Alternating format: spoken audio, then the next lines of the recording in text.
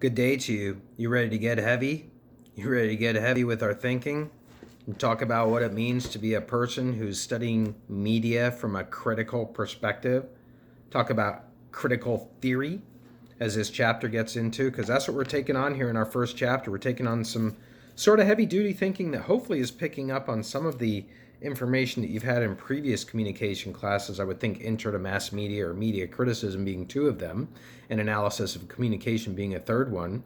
But basically what we're doing in this chapter is we're setting up a theoretical framework for studying social media.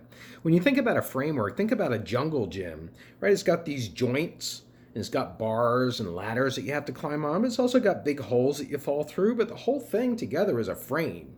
And you can go to different parts of it that have different orientations. Like you can go to the ladder and climb up top. You can go to the slide.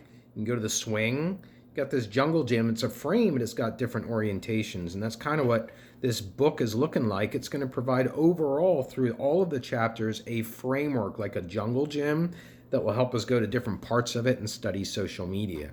And it starts off with talking about 3 case studies, if you want to think of them that way, about 3 studies of media in the context of social media and how those 3 individual circumstances require asking questions that unless you have a critical approach, you're not going to have a very in-depth understanding of these 3 scenarios. The first one was Huffington Post. I don't know if you've ever looked at HuffPost. It's an app on my phone. I look at it all the time. It's got a lot of news, and a lot of the news is provided by bloggers, people doing it for free. But then HuffPost is a big money maker. So are these people being exploited? That's a question that's asked. How do you answer that question? While being informed. That's why you need critical theory. The second case that the book went into, Mr. Fuchs, Christian Fuchs, is Edward Snowden.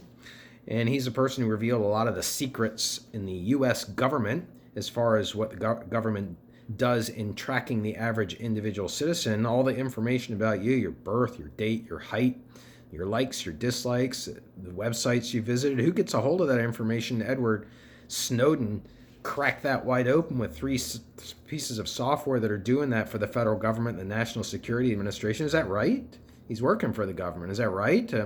Or is it really right because he's provided us with what we need to know about our own personal information, which is sacred? How do we answer that question? We need critical theory. And then there's a third situation with Jeremy Corbyn.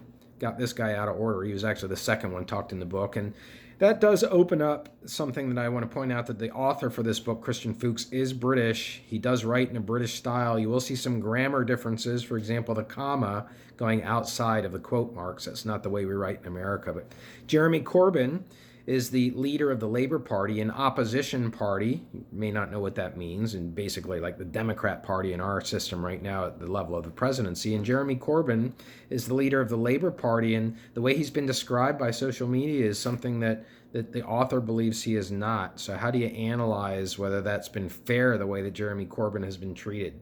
You need critical theory.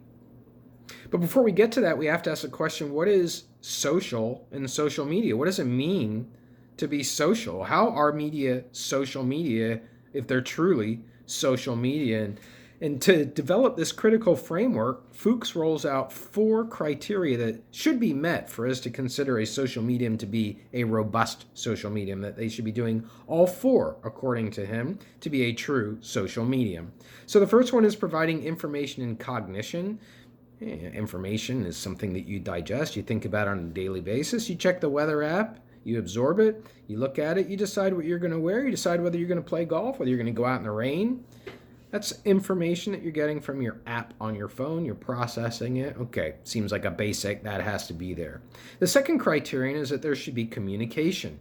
That means that there should be some communication that takes place. So information is not enough. Sitting in a computer and typing a Word document, it's not really communicating that information until you hand the paper in, although the book goes into a lengthy discussion about whether that is in fact communication or not. So communication, nonetheless, is a second dimension of being social. There has to be communication. And then the third dimension is there should be community. There should be something about feeling like you belong when you participate in social media. Like, this is my place. I'm a member of a Rolling Stones fan club. When I get posts on my Facebook feed about the Stones, I feel like I belong. When I get posts by somebody else posting about NASCAR in the Poconos, I don't feel like I belong. That's because that is a feeling that should be present, according to Fuchs, in social media. And then lastly, you have collaboration, the ability to work together. And this is where some social media are critiqued. Do platforms like Twitter encourage people to work together and reach common understandings? It's for you to decide, and you'll decide throughout the course. Now that we have a sense of what social should mean, let's move on to critical thinking and what that is all about. When we're talking about having critical thinking, the central thing that we need to be able to cultivate in applying critical thinking is looking where the power is. To find out where the power centers are in the social media sites. Is it with Mark Zuckerberg, the owner of Facebook? Or is it with the middle level managers? Is it with the people who control groups on social media platforms, the moderators? Is the power with the advertisers, the people who are purchasing stuff on social media so that you can go to look for, in my case, a golf club online, and the next thing you know, in every social media feed that you have, this same golf club that you looked up is popping up as an advertisement for sale at a local sporting goods store. Yeah, let's take a look at that. Where is the power? Who controls the power? Is it related to money? Is it related to the regulators? Is it related to the people who own the media? Got to find the power. Because when you find the power, you can find the people who don't have the power. You can find out why certain content is not getting out there. And so now to move on to what makes the difference between critical thinking and critical theory, another term introduced in this chapter. Critical theory is a long-standing tradition of thought that involves looking at power and inequality. The inequality that exists so that that inequality can be overturned. And to look at it in the context of social media. For example, you might say that a 14-year-old girl who has had very bad things said about her on Instagram or Twitter or whatever, or Snapchat by her schoolmates, and those schoolmates happen to be, I don't know, they happen to be student officers in the school, or they happen to be popular, they have to be good looking. The student who's being made fun of doesn't consider herself to be. Where's the power in that? We need to look at the power relations and how those form and how those influence what we would eventually end up calling bullying. That's what critical theory is about. It's looking at power and inequality. And as part of the process to get there, there's a reasoning process that's used called dialectical reasoning. Dialectical reasoning is where you look specifically for contradictions in the system. And that's how you point out inequalities. So when you look at contradictions, you find out that something is not as it's supposed to be presented. So for example, the Twitter feed is supposed to be a feed that is in real time, and it's supposed to have a limit to the characters. You only have 260 characters, I think it is, in a Twitter feed, or 280 characters. And yet you can do multiple tweets to get out the same information. Donald Trump does it all the time. Is that not a contradiction? Does that not point out that the medium as it was originally intended is being used for purposes other than it was designed? And if that's the case, why is that allowed? If you're really going to say that there should only be 280 characters, then why can't you limit a person to one tweet? How interesting is this? A contradiction as part of dialectical reasoning. Now, the author readily reveals that he bases much of his thinking on Karl Marx. Karl Marx is a person who has a very bad name for the most part in most circles of the United States, not in university circles, but most circles. That's because he's identified most closely with Soviet communism, which Christian Fuchs in the book takes some time to explain is not the way that Marx envisioned economies and governments to work, but that's the case. But if you look purely at Marx's ideas, he's looking at injustice. Injustices that occur between the owners of what he called the means of production, which is the means of producing, in this case, social media content. He looks at the owners and he looks at the people who are employed in those industries.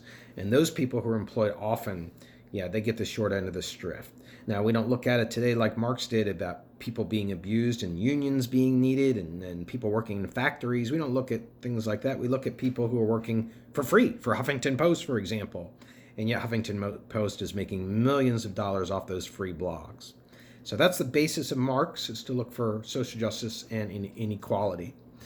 And actually the book goes on from there, Christian Fuchs, talking about how the next step, ideally, out of a critical theory approach is to end up with a critique of ideology. A critique of ideology, that's a word that you should know if you're in a 300 level communication class, an ideology is a way of seeing the world. We have really big ideologies like the Catholic religion, like capitalism, like communism, like being an American. Those are big ideologies. Like if you're an American, you generally believe in free speech, even though we could say we have a contradiction because you can't swear on the radio. It's illegal. It's not free speech.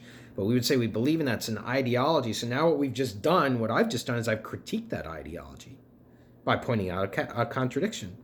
How can we say the very First Amendment allows for free speech, free expression, and yet you can be fined $315,000 for saying the word fuck on the air? That's a contradiction that ends up in a critique of that ideology, in this case, the ideology of trying to control or suppress obscenity. Yeah, so that's the way that works. There are different schools, and I'm going to let you do the reading on. It's too much in the video to get into depth about. But you can go through these two main schools and see if you can understand. I really want you to challenge yourself in this reading. Don't bail out in the chapter now. Don't think you can use bits and pieces of the chapter in your discussion posts and get away with it. Read the whole chapter. Go all the way through. Fight the fact that you may not be understanding the information as much as you'd like to. And that may be the case in these two particular schools. The first one is the Frankfurt School out of Germany. Marcuse is one of the main authors and thinkers of that. Adorno, Horkheimer, those are the big thinkers. The Frankfurt School has its own approach to critical theory. And then you have the next school, and I'll just say the Frankfurt School, we can say is based on a couple twin propositions, the Frankfurt School is. And the Frankfurt School is based on number one. All right, I should have had my page saved a little bit better there.